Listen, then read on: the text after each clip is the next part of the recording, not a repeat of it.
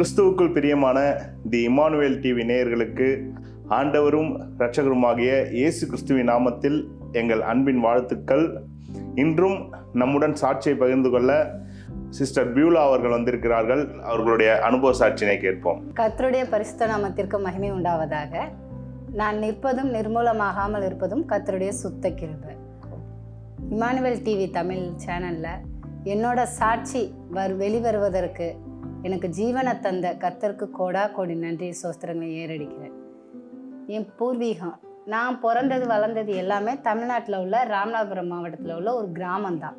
அந்த கிராமத்தில் தான் பிறந்தோம், நாங்கள் வளர்ந்தோம். அது ஒரு விவசாய கிராமம். எல்லாருமே மோஸ்ட்லி விவசாயம் தான் பண்ணுவாங்க. ஸோ அங்கே அப்பா மட்டும் பிஏஓ வேலை பார்த்தாங்க. அதனால் பக்கத்தில் வளர்ந்த நகரமாக இருக்கிற பரமக்குடியில் நாங்கள் எல்லாருமே குடியிருந்தோம் சின்ன வயசில். ஸோ அப்போ ஃபஸ்ட் ஸ்டாண்டர்ட் வரதா படிச்சுட்டு இருந்தோம். அப்பா எப்படின்னா சாமியாடி, கிராமத்தில் சாமியாடி, குலதெய்வ கோயிலில் சாமியாடுவாங்க. இந்து சாமிகளை எல்லா உலக அறிகிற அளவுக்கு பிரபலப்படுத்தணும், ஊரில் இருக்கிற அத்தனை பேருமே அந்த சாமிகளை நல்லா வணங்கணும் அப்படிங்கிறதுல தீவிரமாக செயல்படுவாங்க. நம்ம நாட்டில் வந்த சாமி நம்ம தான் அதை மேன்மையாக வைக்கணும் அப்படிங்கிற மாதிரி. ஸோ அந்த மாதிரி அந்த சாமிகளுக்குரிய எல்லா காரியங்களையும் செய்வாங்க. பரம்குடிங்கிற வளர்ந்த நகரத்தில் இருந்தோமா, அப்போ என்னென்னா அங்கே நிறைய கோயில்கள்லாம் இருக்கும். ஸோ அந்த கோயில்கள்லாம் டெய்லி அப்பா கோயில்களுக்கு போவாங்க, எல்லாம் இது பார்ப்பாங்க, எல்லாம் பண்ணுவாங்க. நான் அப்பா கூடயே தான் போவேன். என் அப்பா எங்கே போனாலும் எந்த கோயிலுக்கு போனாலும் என்னை அழைச்சிட்டு போயிடுவாங்க. நானும் அப்பா கூடயே போயிட்டு தான் இருப்போம். ஸோ அதனால் அப்பாவுடைய அந்த தெய்வ வழிபாடு அது எல்லாமே எனக்கு நல்லா தெரியும். அட் த சேம் டைம் அப்பா மற்றவங்ககிட்ட பேசும்போது கூட ஆன்மீகத்தை பற்றியே தான் பேசுவாங்க. ஆன்மீகத்தை, இந்த தெய்வங்களை பற்றி, அதோட பூர்வீகத்தை பற்றி எல்லாமே அந்த சாமிகள் பற்றி பெருமையாகவே பேசிகிட்டு இருப்பாங்க. அதையெல்லாம் நான் கேட்டுக்கிட்டே தான் வளர்ந்து வந்தோம். இப்படி இருக்கிற திடீர்னு அப்பா ஒரு தடவை சபரிமலைக்கு மாலை போட்டாங்க. ஸோ மாலை போட்டு அங்கே வழிபாடு பண்ணதுனால அப்பாவுக்கு இந்து தெய்வங்கள் இங்கே பரம்குடி, இங்கே வளர்ந்த நகரத்தில் எப்படி தெய்வங்களை இந்து கோயில்களில் ஆராதனை, அது என்ன சொல்லுவாங்க, இந்துக்களில் பூஜை செய்கிறாங்களோ அதே மாதிரி தான் கிராமத்துலேயும் நம்ம கோயில்லையும் நம்ம ஊரில் உள்ள கோயில்களையும் பூஜை செய்யணும் அப்படின்னு அப்பாவுக்கு விருப்பப்பட்டாங்க. ஸோ அந்த விருப்பத்தின் காரணமாக எங்களை நானும் தம்பி மட்டும் ஸ்கூலுக்கு போகிற ஏஜ், நாங்கள் அங்கே பரம்குடியில் இருக்கிற ஒரு தனியார் பள்ளியில் படிச்சுட்டு இருந்தோம். அது எல்லாத்தையும் அப்பா ஸ்டாப் பண்ணிட்டு ஊருக்கே கூட்டிகிட்டு வந்துட்டாங்க. அப்போ கூட ஒருத்தவங்க கேட்டாங்க, ஏன் படிக்கிற பிள்ளைங்கள இந்த நேரத்தில் டவுனில் இருந்து கிராமத்துக்கு கூட்டிகிட்டு போகிறீங்க, அவங்க எஜுகேஷன் பாதிக்கப்படும் அப்படின்னு கேட்டாங்க. உடனே அப்பா சொல்லிட்டாங்க, படிப்பு எப்போ வேணாலும் படிச்சுக்கலாம், எப்படியும் படிச்சுக்கலாம். ஊரில் சாமி கோயிலும் சும்மா கிடக்கு, எங்கள் ஊர்க்காரங்களுக்கு சரியாக எதுவும் தெரியலை, விவரம் புரியலை. அதனால் நான் போய் என்ன பண்ணுறேன்னா பூஜைகள்லாம் நடத்திட்டு அவங்களுக்கு நான் சொல்லி புரிய வச்சு டெய்லி கோயில்களில் பூஜைகள் நடக்கணும், அதோட அவசியம் முக்கியத்துவத்தை நான் சொல்லி கொடுத்து அங்கேயே இருக்க போகிறேன். எங்கள் இந்த கோயில்களில் நல்லா எல்லாருக்கும் அறிகிற மாதிரி பிரபலப்படுத்தணும் எங்கள் சாமிகளை அப்படின்னு சொல்லிட்டு படிப்பை கட் பண்ணிவிட்டு எங்களை கிராமத்துக்கு கூட்டிகிட்டு வந்துட்டாங்க. அந்த தீவிர பக்தியில் அவங்க படிப்பு கூட தேவையில்ல, சுவாமி தான் முக்கியம். அப்பா இந்து சாமிகளை தான், நம்ம நாட்டில் வளர்ந்த சாமி, நம்ம சாமி தான் நம்மளுக்கு. இந்த சாமிகள் இந்துகள் நம்ம நாட்டில் வந்தது, இந்த சாமிகள் நம்ம நாட்டில் வந்தது அப்படிங்கிறத எல்லாரும் அறியணும். ஏன் டவுனில் மட்டும் இந்து கோயில்களில் பூஜை நடக்குது, அதே மாதிரி நம்ம கிராமத்துலேயும் நடக்கணும், வழிபாடுகள் நிகழணும், எல்லா நேரமும் அந்த பூஜை நடக்கணும் அப்படிங்கிற ஒரு ஆர்வத்தில் எங்கள் படிப்பையும் கட் பண்ணிட்டு கூட்டிகிட்டு வந்துட்டாங்க. அவ்வளோ தீவிரமாக இருந்தாங்க, ரொம்ப கிட்டத்தட்ட தீவிரவாதினே சொல்லலாம். இந்து சமயத்தில் அவ்வளோ தீவிரமாக இருந்தாங்க, சாமியும் ஆடுவாங்க. ஸோ இப்படி இருந்துட்டு இப்படியே நாட்கள் போயிட்டு இருந்துச்சு. இங்கே ஊரில் கூட்டிகிட்டு விட்டோம்னா ஊரில் ஒரு ஆரம்ப பள்ளி, சிஎஸ்ஐ ஆரம்ப பள்ளின்னு சிஎஸ்ஐ ஆரம்ப பள்ளி இருந்தது. அதில் தான் நாங்கள் சேர்ந்து படிச்சுக்கிட்டு இருந்தோம்.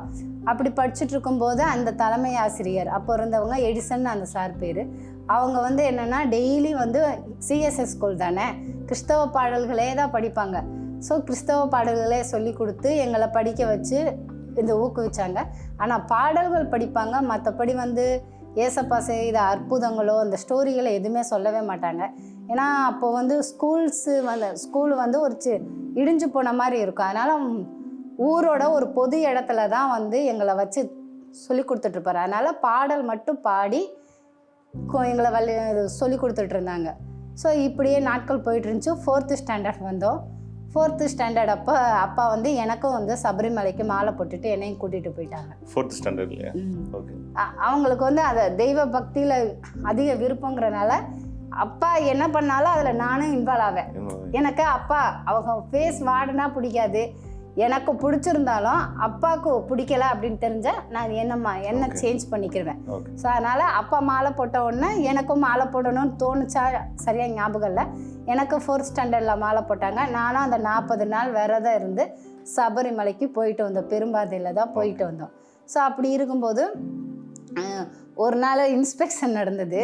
ஸோ அப்போது ஆக்சுவலாக அந்த சிஎஸ்ஐ இதோட ஹெட்டு வந்திருப்பாங்க போல். அப்போ அவங்க வந்து என்னை வந்து பாட்டு பாட சொன்னாங்க. அவங்க வந்து காமனாக தான் கேட்டாங்க. சார் வந்து என் மேலே இருக்கிற நம்பிக்கையில் நான் நல்லா பாடுவேங்கிறதுல என்னை எந்திரிச்சு பாடுன்னு சொல்லிட்டாங்க. நான் இருமுடி கட்டுன்னு பாட ஆரம்பிச்சிட்டேன். அதோடு அவருக்கு ரொம்ப கஷ்டமாக போச்சு. அந்த ஹெட்டு அவங்கள நல்லா திட்டிட்டு போயிட்டாங்க. அதுக்கப்புறம் என்ன நினச்சாங்கன்னு தெரியல. ஆனால் சார் அதுக்கப்புறமே எங்கள் மேலே அன்பாக தான் இருந்தாங்க. எங்களை நல்லா ஊக்குவிச்சு படிப்பெல்லாம் சொல்லி கொடுத்தாங்க. ஆனாலும் எனக்கு இப்போ யோசிச்சு பார்க்கும்போது இப்படியெல்லாம் திட்டு வாங்கி நான் அறியாமல் தான் பண்ணேன். மாலை போட்டிருந்தேன், அதனால் வந்து அந்த பாட்டை பாடிட்டேன். அதனால் அவங்களுக்கு திட்டு கிடச்சிருச்சு. இப்படியெல்லாம் வந்து அப்பாக்காக அந்த இந்து பக்தி வைராக்கியத்தில் தீவிரமாக இருப்பேன். அப்பா வந்து பூஜை பண்ணுவாங்க. காலையிலே சாயங்காலம் வீட்லேயும் பூஜை நடக்கும். அதுவும் வந்து திருநீர் அந்த நிற குடம்னு சொல்லுவாங்க. தண்ணி அப்போ தான் எடுத்துகிட்டு வரணும். அதில் ஒரு ட்ராப் கூட சிந்தி அலம்பாமல் எடுத்துகிட்டு வந்து வச்சதில் அந்த தண்ணியை ஊற்றி தான் வந்து திருநீர் கலக்கி இப்படி தடவியெல்லாம் பண்ணுவாங்க. ஸோ அவங்க பண்ணுற ஆக்டிங் மாதிரியாவே நாங்களும் பண்ணி பார்க்குறது, நான் பண்ணி பார்க்குறது, இப்படி எல்லாம் அந்த அளவுக்கு அப்பா கூட ஆன்மீகத்தில் நான் தீவிரமாக தான் இருந்தேன். அப்படியே ஆட்டோமேட்டிக்காக 5th ஸ்டாண்டர்ட் கம்ப்ளீட் பண்ணேன். கம்ப்ளீட் பண்ண உடனே சார், அந்த எடிசன் சார் என்ன பண்ணாங்க, எங்களை வந்து ஒரு கிறிஸ்தவ ஸ்கூலு TLC நடுநிலைப்பள்ளி அரண்மனை மேடு கமுதி அந்த ஊரில் இருக்கிற அந்த ஸ்கூலில் வந்து எங்களை சேர்த்தார். அது வந்து ஹாஸ்டலோடு இருக்குது. அங்கே என்னை சேர்க்குறதுக்கு அப்பாவுக்கு துளி கூட விருப்பம் இல்லை. ஏன்னா அது ஒரு கிறிஸ்டின் ஸ்கூலு. இங்கே ஊர்லேயும் கிறிஸ்டின் ஸ்கூல் தான். ஆனால் ஊரில் வந்து என்ன நடக்குது ஆக்டிவிட்டி எல்லாமே தெரியும். ஊர் பொது இடத்துல வச்சு சொல்லி கொடுக்குறாங்கன்னு. ஆனால் இது வந்து தெரியாமல் ஒரு இடத்துல போய் சொல்லி கொடுக்குறாங்களே அப்படிங்கிறதுல வந்து அப்பாவுக்கு அந்த ஸ்கூலில் என்னை சேர்க்குறதுல விருப்பமே இல்லை. ஆனால் அந்த சார் வந்து ரொம்ப ஃபோர்ஸ் பண்ணி அப்பா கிட்ட பெர்மிஷன் வாங்கி சேர்க்க ஆரம்பிச்சிட்டாங்க. எனக்கும் ஹாப்பியாக தான் இருந்துச்சு. சரி, இதுவரை அந்த ஸ்கூலில் நம்ம ஊர்லேருந்து யாரும் படிக்கலை, நாம் தான் ஃபஸ்ட்டாக போய் படிக்க போகிறோம் அப்படிங்கிற எண்ணத்தில் நானும் போய் அந்த ஸ்கூலில் சேர்ந்து படிக்க ஆரம்பித்தோம். ஸோ படிக்க ஆரம்பித்தப்போ ஃபஸ்ட்டு போனோடனே அந்த பழக்க வழக்கங்கள்லாம் எனக்கு ரொம்ப வித்தியாசமாக இருந்தது. காலையில் ஏர்லி மார்னிங் 5 o'clock எழுப்பி விட்டுருவாங்க. அது சின்ன 1st standard to 8th standard வரை இருக்குது. 8th ஸ்டாண்டர்ட் வரை இருக்குது. ஹாஸ்டல் தான். எல்லாருமே 5 o'clock எழுப்பி விட்டுருவாங்க. 5 o'clock எழும்பி அப்போவே குளித்து எல்லாம் ரெஃப்ரெஷ் ஆகினேன். ஃபஸ்ட்டு எழுந்த உடனே 5 o'clock ஒரு சின்ன ப்ரேயர் நடக்கும். ஒரு சாங் பாடிட்டு ப்ரே பண்ணிட்டு தான் கீழே எல்லாத்தையும் எடுத்துகிட்டே இறங்கணும். ஸோ அப்புறம் நம்ம ரெஃப்ரெஷ் ஆகிட்டு அப்புறம் மெயின் ப்ரேயர் நடக்கும். ஸோ அந்த மெயின் ப்ரேயர் வந்து என்னென்னா, அங்கேயே வந்து ஒரு பெரிய ஸ்டேஜ் மாதிரி இருக்கும். அதுக்கு முன்னாடி வந்து கல்லாலான சிலுவை, ஐ திங்க் கல்லாலானது தான், ஒரே கல்லால் தான் இருக்கும் தோணுது. ஏன்னா அந்த வயசில் எனக்கு சரியாங்க. ஆனால் கல்லாலான சிலுவை செம பெருசாக இருக்கும். ஒரு பில்லர் மாதிரி வச்சு அதுக்கு மேலே தான் வச்சுருந்துருப்பாங்க. அதுக்கு முன்னாடி தான் வந்து மார்னிங் அண்ட் ஈவினிங் ப்ரேயர் நடக்கும். ஸோ ரெகுலராக இந்த ப்ரேயர் போயிட்டே இருக்கும். ஃபஸ்ட்டு எனக்கு போகும்போது எனக்கு இந்த பழக்க வழக்கங்கள் எதுவுமே வந்து பிடிபடாமல் இருந்துச்சு. ஒரு வெளியூர் ஸ்கூலில் தங்கி நம்ம படிக்கிறோங்கிறத மட்டும்தான் ஹாப்பியாக இருந்ததே ஒழிய மற்றபடி அந்த பழக்க வழக்கங்கள் எதுவுமே எனக்கு பிடிக்கல. ஏன்னா எனக்கு நல்லா தெரியும் எங்கள் அப்பாவுக்கு வந்து கிறிஸ்தவத்தை சுத்தமாக பிடிக்காதுன்னு. அப்பாவுக்கு பிடிக்காததை செய்யக்கூடாது, செய்யக்கூடாத இடத்துல வந்து இப்படி இருக்கிறோமே அப்படிங்கிற எண்ணத்தில் கொஞ்சம் ரொம்ப கஷ்டமாக தான் இருந்தது. ஆனால் நாளாக அவங்க நல்லா ஸ்டோரி சொல்லுவாங்க, பைபிள் கதைகள் எல்லாத்தையுமே சொல்லுவாங்க. அப்புறம் ஒரு சில பேர் லைஃப்பில் நடந்த டெஸ்டிமோனிஸ் எல்லாமே சொல்லுவாங்க. இதெல்லாம் கேட்க அந்த அன்பு வந்து எனக்கு உள்ளே போக ஆரம்பிச்சிருச்சு. இப்படியே போக ஆரம்பித்தோன்னா டே பை டே நம்மளுக்கு அந்த சத்தியம் கேட்க கேட்க எனக்குள்ளே ஒரு வர ஆரம்பிச்சிருச்சு. கரெக்டாக அந்த நேரத்தில் ஒரு பைபிளும் கொடுக்க ஆரம்பித்தாங்க. பெரிய பைபிள், இவ்வளோ பெருசாக இருக்கும் அந்த பைபிள், நான் வச்சுருந்தேன் ஊரில். ஸோ அந்த பெரிய பைபிளும் கொடுக்க ஆரம்பித்தாங்க. அந்த பெரிய பைபிளில் நான் வாசிக்க ஆரம்பிச்சிட்டேன். அதில் கூட முதல்ல எனக்கு அந்த எண்ணம் தோணல, நல்லா வாசிக்க ஆரம்பிச்சு ஒவ்வொரு இதாக வாசிப்பேன். இப்படியே போயிட்டு இருந்தது. அந்த வாசிக்கும் போதும் கூட ஒரு சில நேரம் அது சொல்லுவாங்கல்ல, நம்ம கூட்டம் வச்சு இந்த மாதிரி இப்படி பண்ணாங்க, ஆண்டவர் அப்படி பண்ணாங்கன்னு சொன்னோன்னா அதில் ஒரு சார் சொன்னாங்க, மோசேயை புதைச்ச இடம் யாருக்குமே தெரியாது அப்படின்னாங்க. ஸோ அப்போ எனக்கு அந்த நேரத்தில் என் மைண்டில் ஒன்று, மோசேயை புதைச்ச இடம் யாருக்குன்னு தெரியாதுன்னு சொல்லியிருக்காங்கல்ல, இவங்களால் கண்டுபிடிக்க முடியல, நம்ம இந்த பைபிளை ஃபுல்லாக முடிச்சாவது எப்படியாவது மோசேயை எங்கே ஆண்டவர் புதைச்சாருங்கிறத கண்டுபிடிக்கணும் அப்படிங்கிற அந்த தீவிர இதிலேயே தேடிட்டு இருந்தோம். இது எத்தனாவது படிக்கும்போதுக்கா? எல்லாமே அந்த 6th ஸ்டாண்டர்டில் தான் நடக்க ஆரம்பிச்சிச்சு. இப்படியெல்லாம் படிச்சுட்டு இருக்கிறப்போ ஒரு நாள் திடீர்னு எனக்குள்ள ஒரு இது, அன்னைக்கு ஹாலிடே. ஆக்சுவலாக மேக்ஸிமம் ஹாலிடேலாம் விட மாட்டாங்க, ஹாஸ்டல்னாலும் அந்த நேரத்தில் ஸ்டடி ஹவர்ஸ் வச்சு படிக்க வச்சுட்ருப்பாங்க. அன்றைக்கி சும்மா ஃப்ரீயாக விட்டுட்டாங்க. நான் மட்டும் என்ன பண்ணுறேன், அந்த சாப்பல் சொன்னோம்ல, ஹாலில் ஓப்பன் ஸ்பேஸ் தான் அந்த அங்கே போய் உக்காந்துக்கிட்டு ரைட் சைடு தான் உட்காடுறேன். ரைட் சைடு கீழே அந்த உட்காந்துக்கிட்டு அந்த சிலுவையே பார்த்துட்டே இருக்கேன். இந்த சிலுவையிலையா நமக்காகவா இவர் அடிபட்டார், அந்த அளவுக்கு கல்வாரி சிலுவை, அந்த அளவுக்குலாம் இந்த சரியா அந்த நேரத்தில் கல்வாரி சிலுவை அப்படிங்கிற எண்ணெல்லாம் சரியாக தெரியல.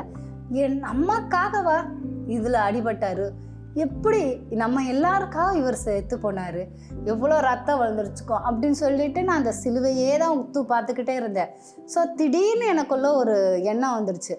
வேகமாக எந்திரிச்சு போனேன், என் பெட்டியை ஓப்பன் பண்ணேன். அப்போ இரும்பு பெட்டி தான், பெட்டியை ஓப்பன் பண்ணேன். அதுக்குள்ளே இருந்த ஒரு லெட்ரு, இன்லைன் லெட்ரு எடுத்தேன். ஏன்னா லெட்டர்லாம் அட்வான்ஸாக நாங்கள் வாங்கி வச்சுருப்போம். அந்த காலத்துலலாம் மொபைல்ஸ் எதுவுமே கிடையாது, லெட்டரில் தான் கம்யூனிகேட் பண்ணுறது. அதனால் லெட்ரு எடுத்துட்டு அது எழுதும்போது கூட யாரும் பார்த்துடக்கூடாது அப்படிங்கிற பயத்தில் தான் எழுதினேன். எடுத்துகிட்டு ரூமில் வச்சு எழுதலை. எடுத்துகிட்டு என்ன பண்ணேன், ஹாஸ்டலில் ஒரு மாட்டு கொட்டகை இருக்கும். ஸோ அந்த மாட்டு கொட்டகையில் நான் உட்காந்து யாருக்குமே தெரியாமல் என்ன பண்ண ஆரம்பிச்சிட்டேன், ஒரு ஊரல் தொட்டி தான், ஆனால் மாடலாக இல்லை, நாங்கள் போகிறப்ப அதுக்கு முன்னாடி இருந்ததான், சும்மா எம்டியாக தான் இருக்கும். அந்த இதில் உட்காந்து தான் லெட்ரு எழுதுகிறேன் அப்பாவுக்கு. அப்பா இதுவரை நம்ம ஆஸ் யூஸ்வல், அப்பா நல்லா இருக்கீங்களா, அம்மா நல்லா இருக்கா, இதெல்லாம் கேட்டு முடிச்சுட்டு கரெக்டாக எடுத்து எழுதுகிறேன். அப்பா இதுவரை நம்ம கும்பிட்டதெல்லாம் தெய்வம் இல்லை, இதுவரை நம்ம கும்பிட்டதெல்லாம் சாமி கிடையாது, நம்ம கும்பிட்டதெல்லாம் இயேசு சாமி மட்டும்தான் உண்மையான தெய்வம். அவர் தான் செத்தவங்களை உயிரோட எழுப்புனாரு, தண்ணீரை திராட்சை ரசமாக மாற்றினாரு. அதனால் நாம் இனி அவரை தான் கும்பிடணும் அப்படின்னு சொல்லிட்டு எழுதிட்டு நல்லா சாப்பாடு போடும்போது சாப்பாடு எடுத்து அதை ஒட்டிட்டு போஸ்ட் பண்ணுறதுக்கு யோசிச்சுக்கிட்டு இருக்கேன். ஏன்னா வார்டன்கிட்ட கொடுத்து போஸ்ட் பண்ணலாம் முடியாது. இதுக்கு முன்னாடி அம்மா அப்பாவுக்கு அஸ்யூசல் லெட்டர் எழுதுறதுக்கு நாங்கள் எழுதி ஒரு தடவை கொடுத்தப்ப அதில் எனக்கு இந்த கவிதை நடையாக எழுதுறது பிடிக்கும். ஏன்னா எங்கள் அப்பாவுக்கு அது பிடிக்கும், அதனால் எனக்கும் பிடிக்கும். அதனால் கவிதை லைனில் ஒரு 2 லைன் எழுதியிருந்தேன். அதில் ஒரு கிட்டத்தட்ட மறைமுகமாக கிறிஸ்தவ அன்பை பற்றி சொல்கிற மாதிரி. வார்டன் போஸ்ட் பண்ண மாட்டேன், இப்படிலாம் எழுதக்கூடாது அப்படின்னு சொல்லிட்டாங்க. ஸோ அதனால் இந்த லெட்ரு போச்சுன்னா டெஃபினட்டாக நம்மளுக்கு இது பண்ண மாட்டாங்கன்னு சொல்லிட்டு. எதனாலக்கா மதம் மாற்றம் பண்ணுறாங்கன்ட்டு? அது கிறிஸ்டியன் ஸ்கூலு தான், ஃபாரின்லேருந்து அந்த ஸ்கூலுக்கு டொனேஷன் வருது. ஆனாலும் இந்த ஒரு பேச்சு வந்துடக்கூடாதுங்கிறதுல அவங்க கான்சியஸாக தான் இருந்தாங்க. எந்த லெட்டரும் அவங்க படிக்காமல் போஸ்ட் பண்ண மாட்டாங்க. ஒரு சில இது இதாக இருந்துச்சுன்னா அவங்க அடித்து கொடுத்துருவாங்க, இல்லைன்னா ரிட்டர்னை பண்ணிடுவாங்க அந்த ஸ்டூடெண்ட்ஸ்டையே. இப்படிலாம் எழுதக்கூடாது, நீங்கள் இதை மட்டும் எழுதுங்க, நல்லா இருக்கீங்களான்னு கேளுங்க அப்படின்னு சொல்லிட்டு விட்டுருவாங்க. ஸோ அதனால் நான் இந்த லெட்ரு இதெல்லாம் அனுபவம் தெரிஞ்சதுனால அந்த லெட்டரை நான் பேஸ்ட் பண்ணிவிட்டு டேஸ் காலர் பிள்ளைங்க கிட்ட கொடுத்து விட்டு போஸ்ட் பண்ணிட்டேன். ஸோ போஸ்ட் பண்ணி லெட்ரு வீட்டுக்கு போயிடுச்சு. இது போஸ்ட் பண்ணதுக்கப்புறம் நான் இது எல்லாமே மறந்துட்டேன். அந்த ஒரு வேகத்தில் ஒரு எண்ணம் ஆண்டவர் கொடுத்தாரு, அந்த எண்ணத்தில் எழுதி போஸ்ட் பண்ணியாச்சு. அதுக்கப்புறம் வர்ற எல்லா ஞாயிற்றுக்கிழமையும் நான் அப்பாவை தான் எதிர்பார்த்துட்ருக்கேன். 11 வயசு தானே, அப்பாவை ரொம்ப பிடிக்கும். அப்போ ஹாலிடே எல்லாம் அப்படியே அப்பாவை பார்த்தா அப்பா வரல, அம்மா வர்றாங்க. அதுக்கப்புறம் அப்படி இல்லைன்னா உறவுக்கார அண்ணா ஒருத்தவங்க வராங்க, மற்றபடி அப்பா வர்றதே இல்லை. எனக்கு அதில் ரொம்ப ஒரு அழுகையாக வர ஆரம்பிச்சிருச்சு. குறிப்பிட்ட கட்டத்தில் வந்து அந்த நேரத்தில் ஒரு ஃபெஸ்டிவல் ஏதோ வந்தது போல் எனக்கு சரி. ஆனால் அதுக்கு வந்து ஒரு புது ட்ரெஸ்ஸு அப்பா எடுத்து கொடுத்து விட்டுருந்தாங்க. அந்த உறவுக்காரங்க அண்ணன்ட்ட சொல்லியே விட்டுருக்காங்க, இதை போட்டுட்டு வந்து காமிக்க சொல்லு அப்படின்னு. அந்த அண்ணன் என்கிட்ட நீ போய் போட்டுட்டு வந்து காமிப்பையா மாமா கேட்டாங்க அப்படிங்கிறாங்க. எனக்கு அதை வாங்கிட்டு அவங்களுக்கு எதுக்கெல்லாம் நான் அழுகவே இல்லை. ஆனால் அதை தூக்கி வாங்கிட்டு ரூமுக்கு வரும்போது அழுகையாக வருது. அந்த ட்ரெஸ்ஸை போடும்போதெல்லாம் அவங்கள பார்க்குற வர அழுதுகிட்டே வந்து அப்புறம் கண்ணத்தை தொடச்சிட்டு வந்தேன். அந்த அளவுக்கு அப்பாவை நான் மிஸ் பண்ணேன் அந்த டியூரேஷனில். இப்படியே போயிட்டு இருந்துச்சு. ஆனுவல் எக்ஸாம் நடந்தது. ஆனுவல் எக்ஸாம் வந்த உடனே லீவு, எல்லோரும் ஆனுவல் எக்ஸாம் ஹாலிடே வருதுன்னு சந்தோஷப்படுவாங்க. எனக்கு அந்த நேரத்தில் அப்பாவை பார்க்க போகிறோம் அப்படிங்கிற எண்ணத்தில் ரொம்ப ஹாப்பியாக போனேன். ஏன்னா அதுக்கு முன்னாடி அம்மா வந்திருக்காங்க, அம்மாட்ட கேட்டால் கூட அப்பாவுக்கு வேலை அப்படி இப்படியே சொல்லியிருப்பாங்களா. சரி என்ன வேலையாக இருந்தாலும் நைட்டு அப்பா வீட்டுக்கு வந்துடுவாங்க, நம்ம பார்த்துடலாம் அப்படின்னு சொல்லிட்டு செம்ம ஹாப்பியாக இருந்தேன். ஆனால் நீ கூப்பிட ஆனுவல் லீவுக்காவது அப்பா நம்மளை அழைச்சிட்டு போக வருவாங்கன்னு பார்த்தா அன்னைக்கும் வரல. அந்த உறவுக்கார அண்ணன் தான் வந்தாங்க. ஆனாலும் உடனே போய் பார்த்துருவோமே அப்படிங்கிற எண்ணத்தில் ஒன்றும் தோணலை. வேகமாக கிளம்பி வந்து இன்னும் இப்போயும் அந்த ஞாபகங்கள் இருக்குது. அப்படியே ஆவலாக உள்ளே போகிறேன் வீட்டுக்குள்ளே. அப்பா இல்லை. எல்லா ரூம் பார்த்தா அவங்க சொல்கிறாங்க தோட்டத்தில் இருப்பாங்க அப்படின்னு. அப்போது நான் என்ன பெரிய பிஞ்சுன்னு சொல்லுவோம், அந்த தோட்டத்துக்கு நானும் போக ஆரம்பிச்சிட்டேன். ஒரு கிட்டத்தட்ட கொஞ்ச நேரம் இருந்தால் அவங்களே வந்து 4 o'clock மேலே தான் எல்லா தோட்ட வேலைகள் முடிச்சுட்டு வேலையாட்கள்லாம் முடிச்சுட்டு வந்துடுவாங்க. வர டைம் தான் இப்போ வந்துடுவாங்கன்னு அந்த அண்ணன் சொல்கிறாங்க. எனக்கு அதிலெல்லாம் தாக்கு பிடிக்க முடியல. நான் போக ஆரம்பிச்சிட்டேன். போய் கரெக்டாக உள்ள என்ற அப்பா அப்படின்னு போகிறேன். அப்போ ஒரு வார்த்தை பேசலை. எனக்கு அது ரொம்ப ஷாக்கிங்காக இருந்துச்சு. ஏன்னா நான் சின்ன வயசுலேருந்து அப்பா கூடயே தான் இருக்கேன். அப்பா ஃபேஸ் சேஞ்ச் ஆகுற அவங்களுக்கு பிடிக்காததை நான் செஞ்சதில்லை.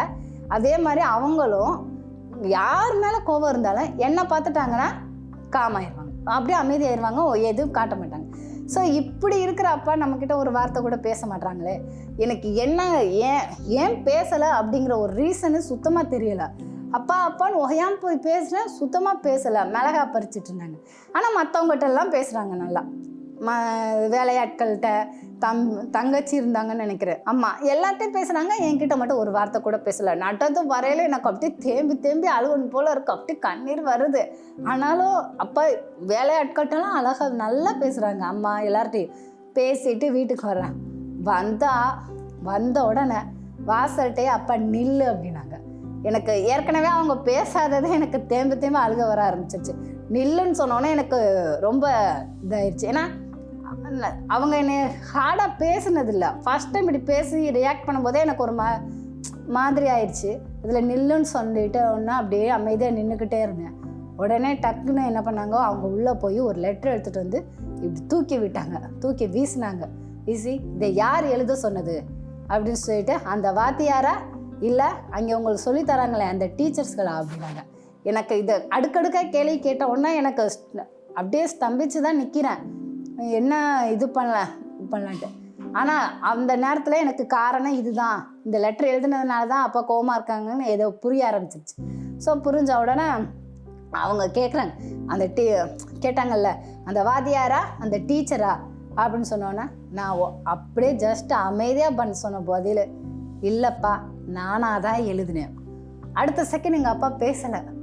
ஒரு அமைதி நிலவன மாதிரி தான். கொஞ்ச நேரம் அமைதியாக இருந்துட்டு அப்புறம் மறுபடியும் சொன்னாங்க, உண்மையை சொல்லு, இது நீயே எழுதுனே, அவங்க மிரட்டி உன்னை எழுத சொன்னாங்களா அப்படின்னு. இல்லைப்பா நானாக தான் எழுதினேன். அவங்களுக்கு ரொம்ப ஷாக்காக இருந்தது. ஏன்னா அவங்களுக்கு நிகராக நான் சாமி கும்பிடுவேன். அவங்க காலையில் கும்பிட்றதுக்கு கரெக்டாக விளக்கேற்றி வைக்கிறது, மணி அவங்க சூடங்க தாரத்தி காட்டும்போது நான் மணி ஆட்டுறது, இது எல்லாமே பண்ணுவேன். ஆயத்த பணிகள் எல்லாமே சாமி கும்பிட்றதுக்கு நான் தான் பண்ணுவேன். அப்படி இருக்கும்போது அவங்களால நம்பவே முடியல. அதுக்கப்புறம் ஒரு செகண்ட் யோசிச்சுட்டு அப்படி டக்குன்னு சொன்னாங்க, இங்கே பார், நீ சின்ன பிள்ளை, உனக்கு ஒன்றும் தெரியாது.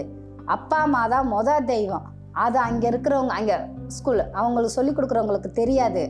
அதனால் இப்போ நாங்கள் என்ன சொல்கிறோமோ அதை நீ கேளு. நீ வளர்ந்து பெரிய ஆளானதுக்கப்புறம் உனக்கு என்ன தோணுதோ அதை செய். ஆனால் எங்ககிட்ட இருக்கிறவரை நாங்கள் சொல்கிறத தான் நீ கேட்கணும் அப்படின்னாங்க. சரிங்கப்பான்னு சொல்லிட்டு நான் மறுபடியும் அப்பா இருந்தாங்க. எனக்கு என் அப்பாவை எப்படி காம் டவுன் பண்ணணும்னு தெரில. டக்குன்னு மைண்டில் ஒரு ஸ்பார்க் மாதிரி ஒரு எண்ணம் வந்துச்சு. குடுகுடு நான் போனேன் பூஜை ரூம்குள்ளே. சூடை எப்போவுமே மேண்டேட்ரியாக அப்பா சாப்பாடு வீட்டுக்கு கவனிக்கிறாங்களோ இல்லையோ, பூஜைக்குரிய ஐட்டம்கள் எல்லாமே கரெக்டாக இருக்கும் வீட்டில். சூடை எல்லாமே எக்ஸ்ட்ராஸாக இருக்கும். கரெக்டாக அந்த தட்டில் திருநீரோ அதுக்கு நடுவில் சூடை வைக்கிற மாதிரி இருக்கும். அதில் வச்சேன், சூடத்தை ஏற்றினேன், அப்படியே கொண்டு வந்து அப்பா கிட்ட வந்து திருநீர் முழங்கால் படி போட்டு திருநீரை வச்சு விடுவாங்க அப்பா அப்படின்னா. முழங்கால் படி வந்து எங்கள் வீட்டில் அஸ் யூஸ்வல் எல்லாருமே சின்ன வயசுலேருந்து முட்டி போட்டு முழங்கால் படி போட்டு தான் திருநீர் வச்சுக்குவோம். முழங்கால் படி போட்டு தான் திருநீர் வச்சுக்குவோம். ஸோ அப்போ நான் அப்படி கேட்ட உடனே அப்பாவுக்கு ஒன்றுமே பண்ண முடியல. சரின்ட்டு திருநீரை வச்சு விட்டுட்டு அதோடு அந்த மேட்ரு ஓவர், அமைதியாகிட்டாங்க. அதுக்காக அவ்வளோதான். அதோட அப்பா வந்து அந்த 6th ஸ்டாண்டர்ட் படிப்பை அந்த ஸ்கூலில் ட்ராப் பண்ணணும், 7th ஸ்டாண்டர்ட் வேறு எங்கேயாவது சேர்க்கலாம் அப்படிங்கிற முடிவில் இருந்தாங்க. ஸோ அப்படி முடிவில் இருந்துகிட்டு இருக்கும்போது ஆனுவல் ஹாலிடேஸ் முடிஞ்சிருச்சு. ஸோ ஸ்கூலுக்கு போகணும். அப்போ அதுக்கப்புறம் நார்மல் ஆகிட்டாங்க. அதுக்கப்புறம் நார்மல் ஆகிட்டாங்க. ஆனால் அவங்களுக்கு சந்தேகம் இருந்ததான்னு தெரியலை. ஆனால் அவங்களுக்கு அந்த சந்தேகம் வரக்கூடாதுங்கிற அளவுக்கு முதல்ல நான் எப்படி அப்பா கிட்ட பூஜைக்கு ஹெல்ப் பண்ணி அப்பா கூட எப்படியெல்லாம் பூஜையில் இன்வால்மெண்ட்டோடு இருப்பேன்னா அதே மாதிரி தான் அடுத்து இருக்க ஆரம்பித்தேன். அதனால் அவங்களுக்கு என் மேலே கொஞ்சம் நம்பிக்கை வந்திருக்கும். கொஞ்சம் இல்லை, ஃபுல்லாகவே வந்துருந்துருக்கணும். அதனால தான் அடுத்த 7th ஸ்டாண்டர்டில் ஸ்கூலில் மாற்றுறதுக்கு ரொம்ப தீவிரமாக இருந்தாங்க. தீவிரமாக இருந்தப்போ ஒரு கட்டத்தில் வந்து என் மேலே உள்ள நம்பிக்கையால் மறுபடியும் அதே ஸ்கூலுக்கு போ அப்படின்னு. ஆனால் போன அனுப்பையில் அப்பா வந்து என்கிட்ட ஒரு கண்டிஷன் கூட போடலை. இனிமேல் நீ அங்கே போய் இது பைபிள் படிக்கக்கூடாது. நான் பைபிள் படிப்பேங்கிறது அவங்களுக்கு தெரியாது. நீ பாட்டு பாடக்கூடாது, இப்படிலாம் லெட்டர் அப்படி எதுவுமே அவங்க சொல்லலை. ஏன்னா அவங்களுக்கு வந்து நான் சொன்ன இதை காப்பாற்றுவேன் அப்படிங்கிற நம்பிக்கை அவங்களுக்கு இருந்தது. அதனால் வந்து நான் ஏற்கனவே வந்து நான் வந்து நீங்கள் சொல்கிறத கேட்பேன்ப்பான்னு சொல்லிட்டேனா, அதனால் அப்படியே விட்டுட்டாங்க. அதுக்கப்புறம் அதே ஸ்கூலுக்கு தான் நான் போனேன். போய் ஒரு 1 or 2 months தான் படிச்சிருப்பேன். அப்புறம் உடம்பு சரியில்லாமல் போயிடுச்சு. உடம்பு சரியில்லாமல் போன உடனே அப்பா லீவ் போட்டுட்டு வீட்டுக்கு வந்தோம். அப்பா ஹாஸ்பிட்டல்லாம் பார்த்துட்டு அது சரியாயிடுச்சு. சரியானவுடனே அப்பா ஸ்கூலுக்கு அனுப்ப மாட்டேன்ட்டாங்க. ஏன்னா 4th and 5th வந்து சபரிமலைக்கு மாலை போட்டு கூட்டிகிட்டு போனாங்க. 3 வருஷம் கண்டிப்பாக போகணும்ல. ஸோ அப்போ அடுத்த 1 வருஷம் போகணும். இனி வந்து இந்த 7th இப்போ போனாதான், இதுக்கப்புறம்னா லேடிஸ் போக முடியாது. அதனால் இந்த வருஷம் நீ வந்து சபரிமலைக்கு போகணும் அப்படின்னாங்க. அப்பா படிப்பு வேஸ்ட் ஆயிருமே அப்படின்னு கேட்டப்போ, படிப்பு இல்லாமல் போயிருமேப்பா அப்படின்னு கேட்டப்போ அப்பா சொன்ன ஒரே வார்த்தை, 1 வருஷம் ஃபெயிலானேன்னு நினச்சிக்கோ. சரி, 1 வருஷம் வேஸ்ட்டாக போயிருமேன்னு கேட்டப்போ 1 வருஷம் ஃபெயில் ஆகிட்டேன்னு நினச்சிக்கோ. ஃபெயில் ஆனால் வேஸ்ட்டாக போகும்ல, அந்த மாதிரி நீ நினச்சிக்கோ அப்படின்ட்டாங்க. எனக்கு அதுக்கு மேலே என்ன பேசுறதுன்னே தெரில. ஸோ சரின்ட்டு அப்படியே இருந்தோம்.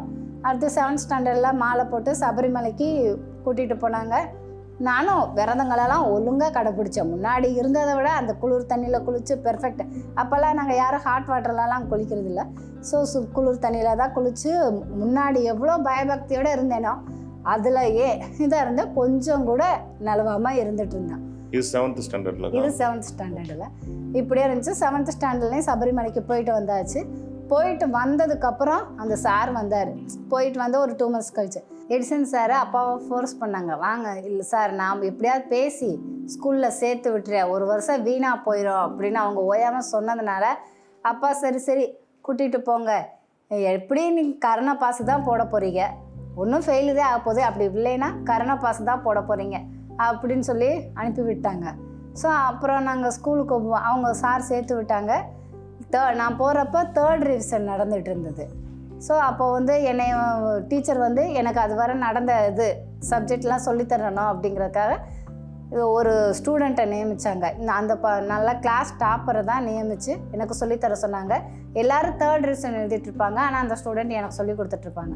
இப்படி படித்த லாஸ்ட்டு 1 month கிட்ட தான் படித்தேன். ஆனுவல் எக்ஸாம் எழுதியாச்சு. எழுதி வீட்டுக்கு வந்ததுக்கப்புறம் ரிசல்ட் வந்துருச்சு, பாஸ்ன்னு வந்துச்சு. அப்பா நான் பாஸ் ஆகிட்டேன் அப்படின்னு சொன்னேன். ஆனால் கருணை பாஸ் போட்டிருப்பாங்க அப்படின்ட்டாங்க. எனக்கு அது கொஞ்சம் வருத்தமாக தான் இருந்தது. அப்புறம் 8th ஸ்டாண்டர்ட் போனோம். 8th ஸ்டாண்டர்ட் வந்து ஹெச்எம் ரூமில் தான் 8th ஸ்டாண்டர்டுக்கு ஹெச்எம் ரூம் தான் கிளாஸ் ரூம். ஸோ அப்படி இருக்கும்போது நிறைய டாக்குமெண்ட்ஸ்லாம் இருக்கும். ஒரு நாள் வந்து ஒரு கிளாஸு நாங்கள் ஸ்டடி பண்ணிகிட்டு இருக்கும்போது ஒரு நோட்டு பாஸ் ஆச்சு. அதை வந்து ஒரு குறிப்பிட்ட உங்கள்கிட்ட கொடுத்து 7th ஸ்டாண்டர்டு கிளாஸ் டீச்சர்கிட்ட கொடுக்க சொல்லி கொடுத்தாங்க. அப்படி அந்த நோட்டு பாஸ் ஆகும்போது எதேச்சும் அதில் வந்து ஒரு பேப்பர் கீழே விழுந்தது. நான் தான் அந்த பேப்பர் எடுத்து பார்த்தேன். எனக்கு சாக்குங்கிறத விட ரொம்ப ஹாப்பியாக இருந்தது. எல்லாரோடைய மார்க், ஆனுவல் எக்ஸாம் மார்க் அதில் இருந்தது. அப்போல்லாம் ஹேண்ட் ரிட்டன் தான், கையில் தான் எழுதியிருந்தாங்க. ஒரு சில பேர் என் கூட படித்தவங்க ஃபெயில் ஆகியிருக்காங்க. அவங்களுக்கு ரெட் கலரில் அண்டர்லைன் பண்ணியிருக்கு. ஆனால் அவங்க வந்து 8th ஸ்டாண்டர்ட் பாஸ் ஆகி போட்டிருக்காங்க. ஆனால் நான் தமிழில் மட்டும் 54, மற்ற எல்லாத்துலேயுமே ஜஸ்ட் பாஸ் 35 எடுத்து பாஸ் ஆகிருந்தேன். நான் வந்து அப்பா அவங்க கருணை பாஸ்லாம் போடலப்பா, நானே படித்து தான் எடுத்திருக்கேன், நான் மார்க்கை கண்ணால் பார்த்தேன் அப்படின்னு சொன்னேன். அப்போயும் அவங்க நம்பின மாதிரிலாம் அப்பா தெரில. சரின்ட்டு அதுக்கப்புறம் 8th ஸ்டாண்டர்ட் கம்ப்ளீட் பண்ணோம். இதுக்கு நடுவில் 8th ஸ்டாண்டர்ட் படிக்கிறப்ப நான் இன்னும் ஃபெய்த்தில் ரொம்ப பைபிள் ரீட் பண்ணுறது, அங்கே ஜெபத்தில் வளர ஆரம்பிச்சிட்டேன். ஸோ அப்போ நாங்கள் ஒரு 8th ஸ்டாண்டர்ட் ஃபேர்வெல் டே அன்னைக்கு ஒரு நாளுக்கு முன்னாடியே இல்லை அன்னைக்கான சரி ஞாபகம் இல்லை, அந்த ஸ்கூலோட ஹெட்மிஸ்டர் வந்து என்கிட்ட சொல்கிறாங்க, என்கிட்ட கிளாஸ் ஃபுல்லாக சொன்னாங்க, சுபலட்சுமி மாதிரி இருக்க கற்றுக்கங்க, அது ஹிந்துவிலேருந்து வந்தாலும் அந்த பொண்ணு எப்படி ஃபெய்த்தாக இருக்குது, ஒவ்வொரு கிளாஸ் ஸ்டார்ட் பண்ணும்போது அது ப்ரேயர் பண்ணுது, ஒவ்வொரு கிளாஸு நான் அப்படி தான் பண்ணுவேன். ஒரு கிளாஸ் எடுக்க போகிறாங்கன்னா இந்த சப்ஜெக்ட் எனக்கு புரியணும் ஏசப்பா, அவங்க சொல்லித்தரது எனக்கு தெளிவாக இருக்கணும், புரியணும் அப்படின்னு ப்ரேயர் பண்ணுவேன். அது அவங்க எப்படி கண்டுபிடிச்சாங்கன்னு தான் தெரில.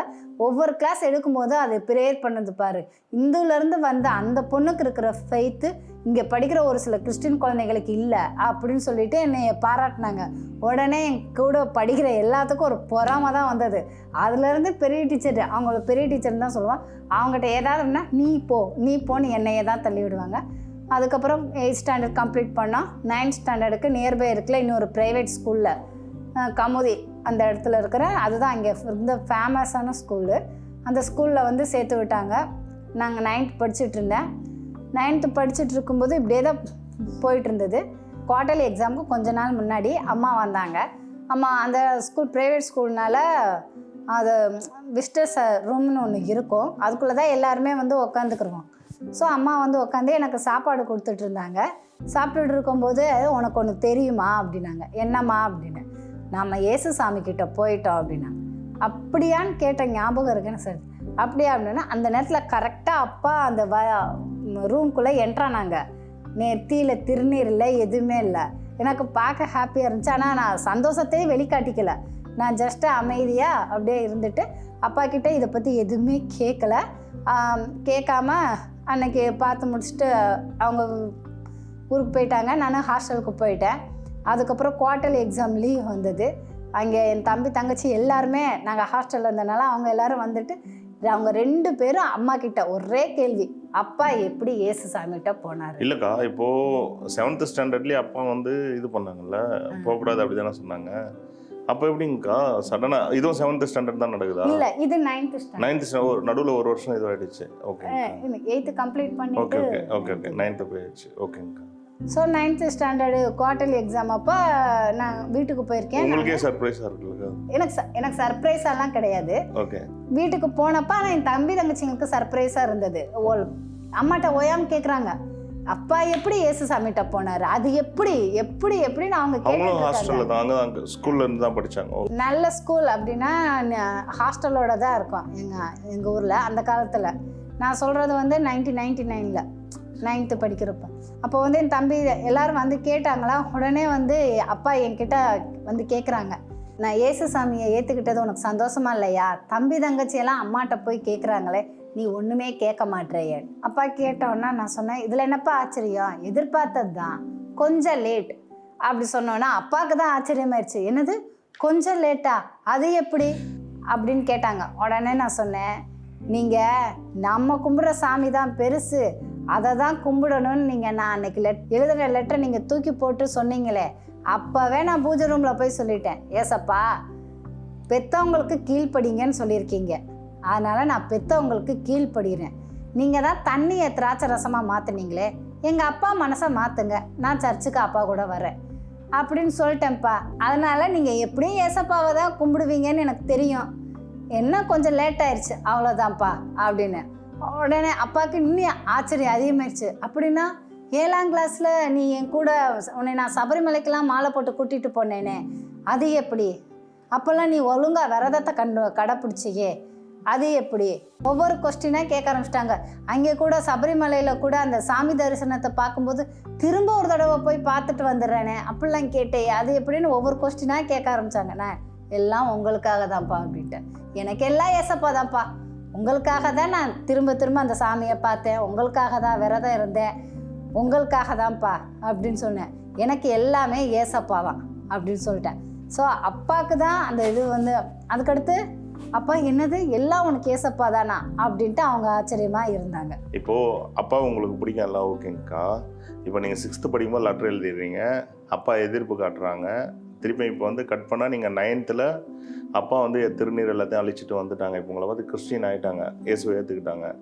இது நடுவில் அம்மா, உங்கள் தம்பி, தங்கச்சி அவங்களாம் எப்படி இயேசுப்பாக்குள்ள வந்தாங்கக்கா?